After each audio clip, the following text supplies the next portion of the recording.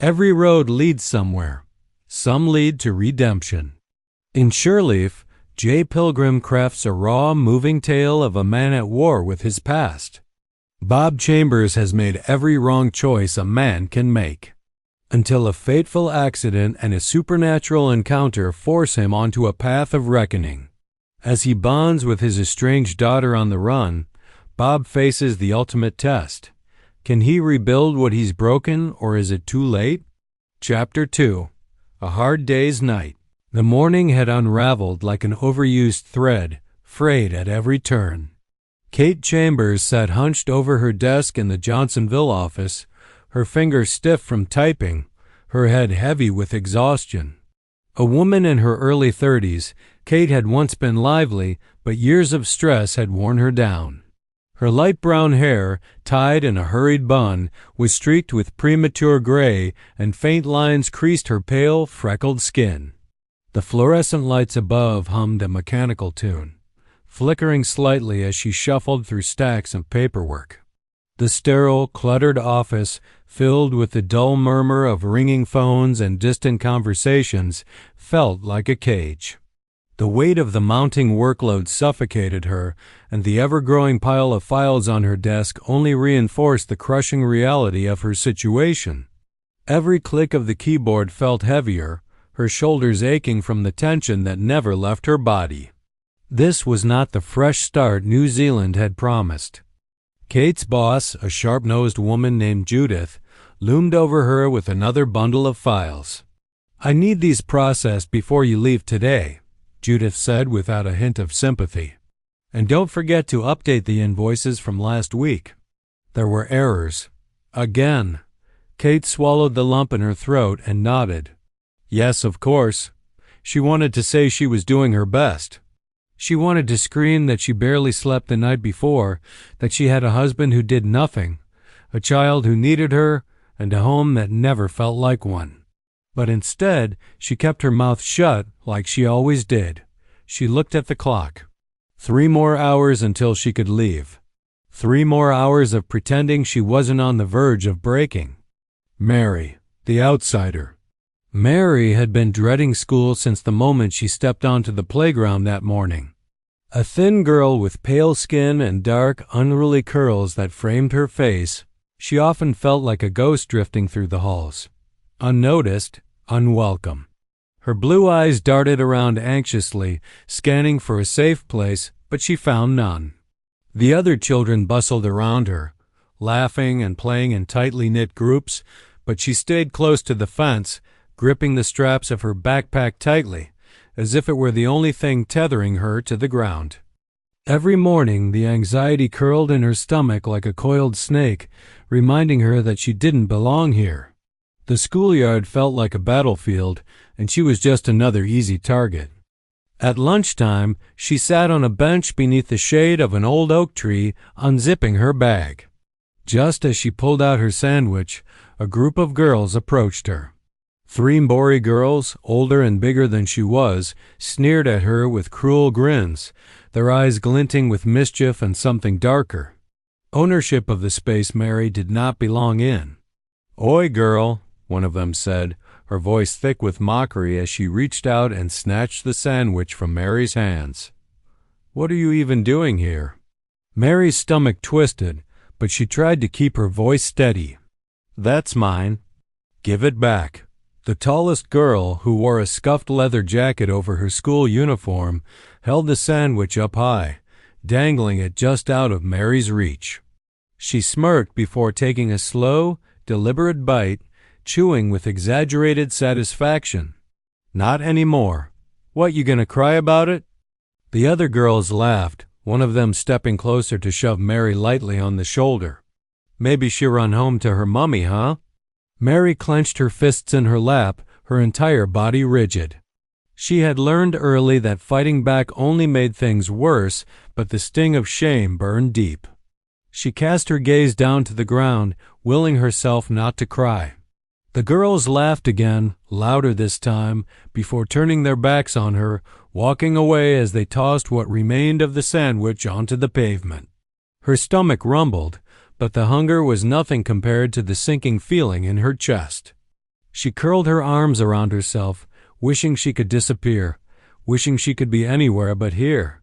She bit her lip to keep from crying, wishing, just for a moment, that she were back in London, where she at least knew the rules of survival. Here, she was nothing. An outsider. A target.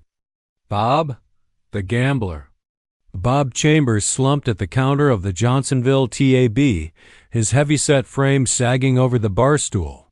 His thinning dark hair was disheveled, the graying strands sticking to his sweaty forehead. His ruddy complexion bore the telltale signs of years of drinking. Broken capillaries across his cheeks, puffy eyelids, and deep grooves around his downturned mouth. The scent of stale beer and sweat clung to him, blending seamlessly with the atmosphere of the dimly lit betting hall. His fingers drummed impatiently against his glass, his thick knuckles swollen from years of hard labor now long abandoned. His bloodshot eyes remained fixed on the television screen mounted on the wall.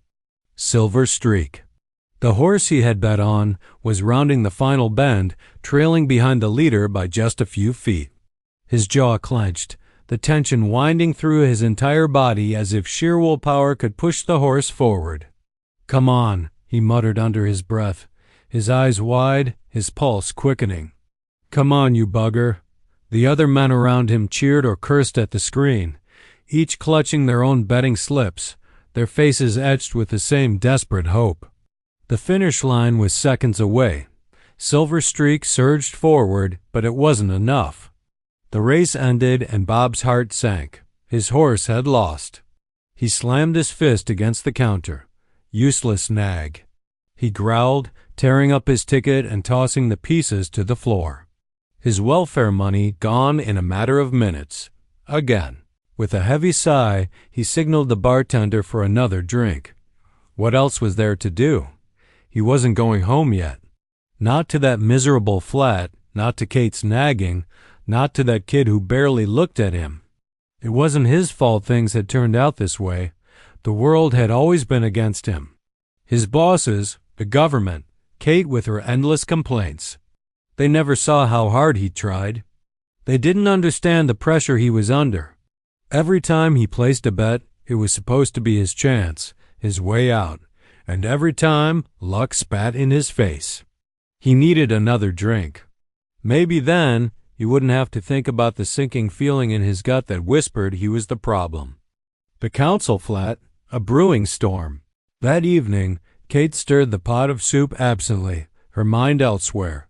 The kitchen was small and dimly lit, its walls yellowed from years of neglect, the linoleum floor peeling at the corners. The single overhead bulb flickered erratically, casting uneven light over the stained countertops and outdated appliances. The air was thick with the smell of overcooked vegetables and dampness, a reminder of how different this place was from their old flat in London, where the kitchen had been cramped but clean, with a small window that let in just enough light to make the space feel warm. Here, the only window was crusted with grime, and the cold from outside seeped through the gaps in the sill. She had hoped to make something better for dinner, but the money was running low again. She had barely scraped enough together for groceries that week, and the cheap canned goods and wilted vegetables from the discount bin were all she could afford. As she stirred, she thought about how much she missed the small comforts she used to take for granted. A stocked pantry, the smell of fresh bread from the bakery down the road, a home that felt safe and familiar. Mary sat at the table, her shoulders slumped, drawing in her sketchbook. Kate noticed her silence. "You okay, love?" Mary nodded without looking up. "Just tired," Kate sighed, pressing her fingers against her temple. "Me too." The front door burst open, slamming against the wall. Bob staggered inside, his face flushed, his breath reeking of alcohol. Kate stiffened. Mary shrank further into her chair. Bob's eyes darted to the pot on the stove. "Where's dinner?" "It's not ready yet," Kate replied, keeping her voice calm. "Just a few more minutes." Bob scowled. "I've been out all day and I come home to this." He stepped closer, his voice rising. You sit all day at some desk job and you can't even have dinner ready? I work hard, Bob, Kate said carefully, her hands gripping the wooden spoon. You know that. Bob let out a bitter laugh. Work hard? Doing what? Sitting in an office while I'm out trying to make something of myself? Kate's patience snapped. You're not making anything of yourself, Bob. You drink, you gamble, and you waste every dollar we have. A dangerous silence filled the room. Then, in a sudden movement, Bob shoved the pot off the stove. The soup splattered across the floor, steaming in the cold air. Mary gasped. Kate recoiled, her heart hammering. Clean it up, Bob snarled. Kate grabbed a cloth, kneeling on the floor. Mary's eyes welled with tears as she stared at her mother. She had seen her father angry before, but this was worse. This was something else. Something meaner, more deliberate. Bob turned his glare to Mary, his lips curling into a sneer. And you? What are you looking at? Mary flinched, hugging her sketchbook to her chest. Nothing. Nothing? Bob scoffed. That's right. That's all you are. Nothing. Always hiding behind that stupid book of yours. Thinking you're better than me? Smarter than me? You're not. You're just a useless little brat. Mary's grip tightened on the sketchbook, her fingers pressing into the worn edges of the cover. She wanted to speak, to defend herself, but she knew it wouldn't matter. Nothing she said would change his mind. Bob shook his head, steadying himself on the countertop. God knows why I ever let your mother keep you. Should have never happened. The words hit harder than any slap. Mary turned her face away, blinking rapidly to keep the tears from falling. She wanted to disappear, to become as small as she felt, but there was nowhere to go. Bob sneered, then grabbed a beer from the fridge and stormed into the living room, collapsing onto the couch. Kate finished cleaning up in silence, her hands trembling. She wanted to leave. She wanted to grab Mary and run. But where would they go? They had no family here, no money, no escape.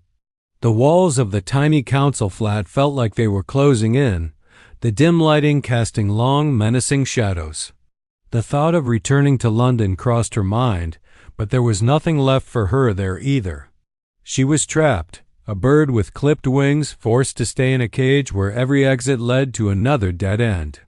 Kate glanced at Mary, who sat hunched at the table, drawing circles in the condensation on her glass with absent-minded fingers. Her daughter's face was pale, her blue eyes dull with exhaustion and fear. No child should have to live like this, but what choice did they have?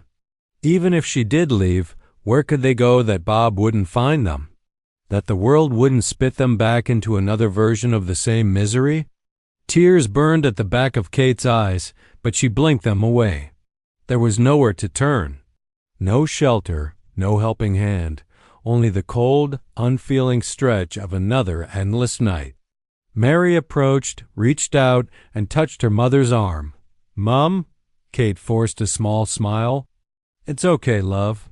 It's okay." But it wasn't, and deep down, they both knew it. Outside, the wind howled against the windows, the night stretching long and unforgiving. Inside, the council flat stood still, suffocating under the weight of unspoken fears and silent prayers that tomorrow would be different. Hi. Your engagement boosts visibility, meaning more people can enjoy the content alongside you. Your support makes a difference. Each like and subscribe tells me you are finding value here, so I can bring even more exciting content your way. See you in the next episode where a ray of hope appears.